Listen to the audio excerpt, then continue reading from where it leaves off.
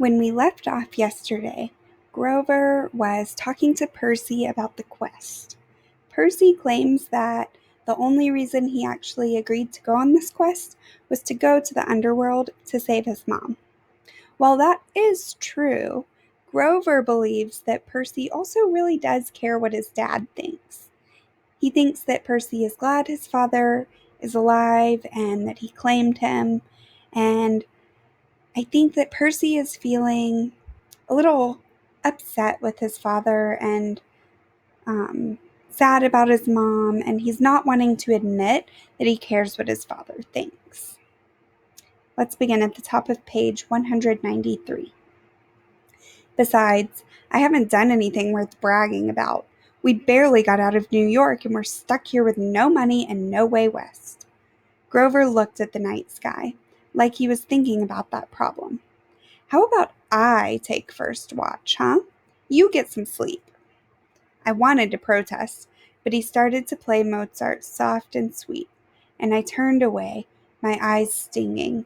After a few bars of Piano Concerto No. 12, I was asleep.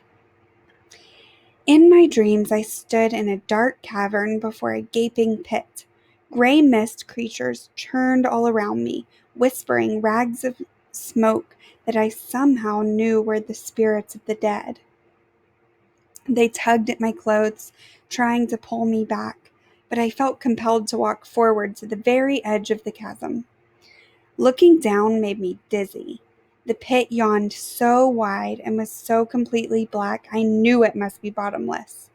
Yet I had a feeling that something was trying to rise from the abyss, something huge and evil. The little hero, an amused voice echoed far down in the darkness. Too weak, too young, but perhaps you will do. The voice felt ancient, cold, and heavy. It wrapped around me like sheets of lead. Lead is a heavy metal, so it wrapped around him and made him feel heavy.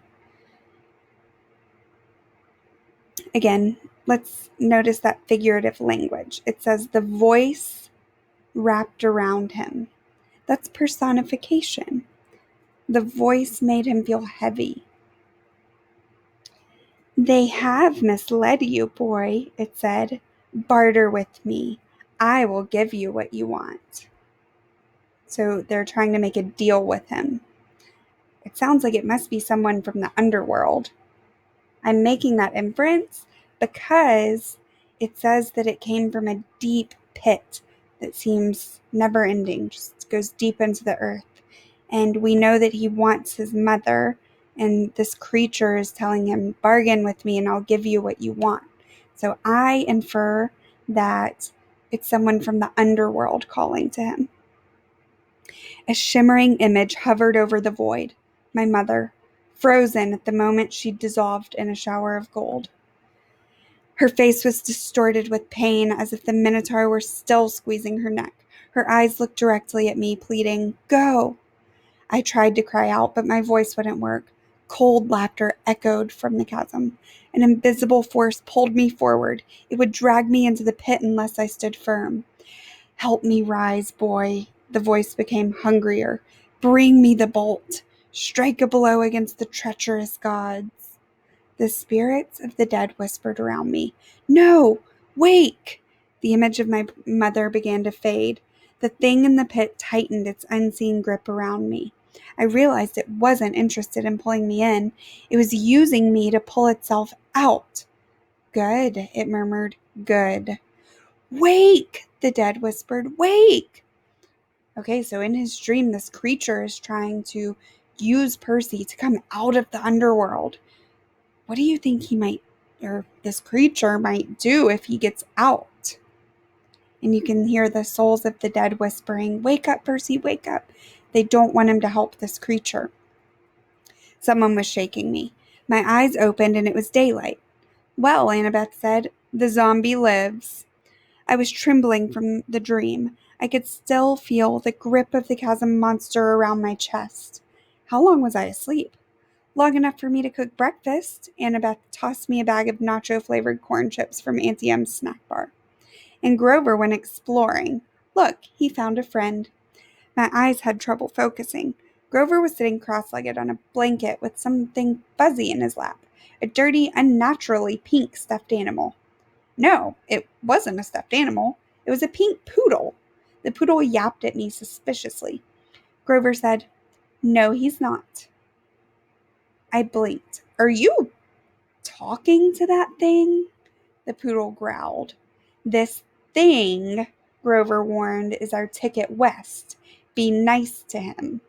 "You can talk to animals?" Grover ignored the question. "Percy, meet Gladiola. Gladiola, Percy." I stared at Annabeth, figuring she'd crack up at this practical joke they were playing on me, but she looked deadly serious. "I am not saying hello to a pink poodle," I said. "Forget it." "Percy," Annabeth said. "I said hello to the poodle." "You say hello to the poodle." The poodle growled. I said hello to the poodle. Grover explained that he'd come across Gladiola in the woods and they'd struck up a conversation. The poodle had run away from a rich local family who'd posted a $200 reward for his return. Gladiola didn't really want to go back to his family, but he was willing to go if it meant helping Grover. "How does Gladiola know about the reward?" I asked. "He read the signs," Grover said. "Duh." "Of course," I said. "Silly me." "So we turn in Gladiola," Annabeth explained in her best strategy voice. "We get money and we buy tickets to Los Angeles. Simple." I thought about my dream, the whispering voices of the dead, the thing in the chasm, and my mother's face, shimmering as it dissolved into gold. All that night, all that might be waiting for me in the West. "Not another bus," I said warily. "No," Annabeth agreed. She pointed downhill, toward train tracks I hadn't been able to see last night in the dark. "There's an Amtrak station half a mile that way. According to Gladiola, the westbound train leaves at noon." Okay, scholars, next time we read, we will be starting Percy's trek west from New York to Los Angeles.